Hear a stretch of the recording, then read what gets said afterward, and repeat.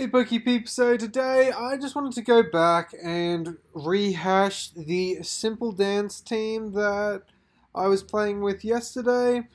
I really enjoyed the team and it was just a shame that I couldn't get a game that fully showed the power of it. So played with it a little bit today. It was funnily enough the first two games I played I actually did really well in. So yeah, we're going to play with these now and just talk you through what's meant to happen. So, sending out the Golduck and the Volcarona. Then, I was a little bit worried when I saw this combination, purely on the merits of the Fake Out being able to happen, as well as any water attacks happening too. So what I wanted to start with doing was using Simple Beam on my Volcarona.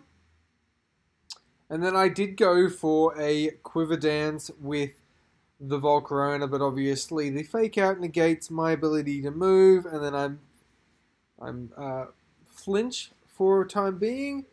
Then the next turn I go for a Quiver Dance, use the Clear Smog on the Feeny to negate its stat increases. We then activate our weakness policy, which gets us to 4x special attack, and then we proceed to pretty much destroy. So we're +2 speed, +2 special defense.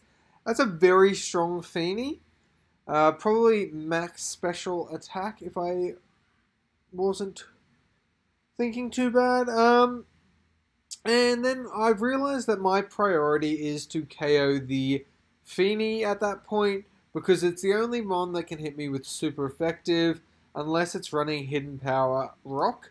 So I go for the Giga Drain, knowing that that'll get the KO and I'll get some health back. I end up getting enough health back to survive the Psychic from the Lele, and then I'm in, and things are looking pretty good. So all I need to do now is go for the Icy Wind and the Bug Buzz. He, sillily enough, goes for a Protect, and we get the Giga Drain off on the Garchomp, and that's going to be that. Then we go and we Bug Buzz the Salamence. Due to our enormous special attack stat, we end up getting that kill, so that works out really well for us. And that's the first game. The next game, a little bit similar, so we're just going to play this one at slow-mo. So leading again with the Volcarona and Golduck, he leads Empoleon and Togedemaru. A little bit scary with this one, but at the same time, I know that a Heat Wave is going to kill the Togedemaru, so I go straight for the Heat Wave, and then I know I really can't do too much against the Empoleon with the Golduck, so I just go for the, the Heat Wave and the Ice Wind. He then goes for the Scold, which is awesome for me, and we end up getting the KO on the Clefairy here, I'm fairly sure. We stay in, and yeah, so now we have both the Golduck and the Volcarona set up with some pretty good stat increases, and I'm pretty fast as well, which is a cool little thing. Then he does this, so I'm a little bit worried more so about the Blaziken, so I go straight for the Bug Buzz onto it, knowing that that's going to do the most amount of damage. He stays in. Now I'm a little bit stressed about the Sylveon, because it's trying to set up in front of me, which is terrifying, as you all know. So now I muck up again and I attack the Blaziken. We end up getting the kill on the Sylveon with our Clear Smog thanks to our stat increases. And now we've got the Empoleon versing the Zapdos, which is kind of scary, but we managed to deal with it. And we go straight for the Blaziken, knowing that it really destroys everything else on my team. My Lele wouldn't have been surviving anything, my Metagross wouldn't have been surviving anything, and my Cortana would not have been surviving anything. And the Golduck does have the Focus Sash, so none of my Mons were sashed, and it wouldn't even matter because he did have the Rocks up. So that was game number 2. It was pretty fun.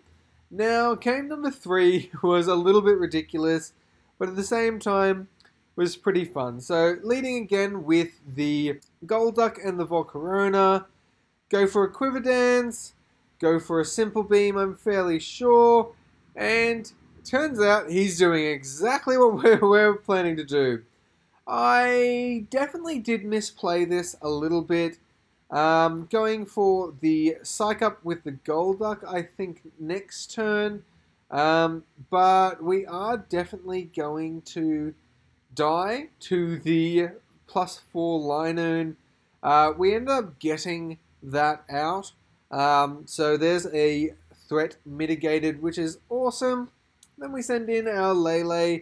We go for the Moonblast on the Liepard. And then we're going to Clear Smog the Sigilyph, because that's really not going to be doing too much. Then I have a bit of a thought. I go, that Sigilyph's not actually that useless. For me, that is. So I decide that with my Golduck, I'm just going to Clear Smog again, get rid of my minus speeds, and then I'm going to play a little bit of a prank here. So I go for the Simple Beam, knowing that it's not going to do anything, and I go, oh, whoopsie, looks like I'm going to steal your stat increases. No, actually, I waited because I wanted him to get up a little bit stronger, knowing that way he wasn't going to be able to KO the Golduck. But unfortunately, he gets the paralysis, and that's kind of scary for me because I'm in a terrible position now. But we take out the Uxie, and we end up going for the Clear Smog, but we get fully paralyzed. He uses the extreme speed, takes out my Golduck, and now I'm getting a little bit worried because that Sigilyph is strong. But this is the second part of the team that works really well. Metagross. He has Psych Up too, so unfortunately for me, I probably at this point should have psyched up again to get those attack increases, but I wasn't too stressed. I was more concerned with just KOing it to make sure it went down.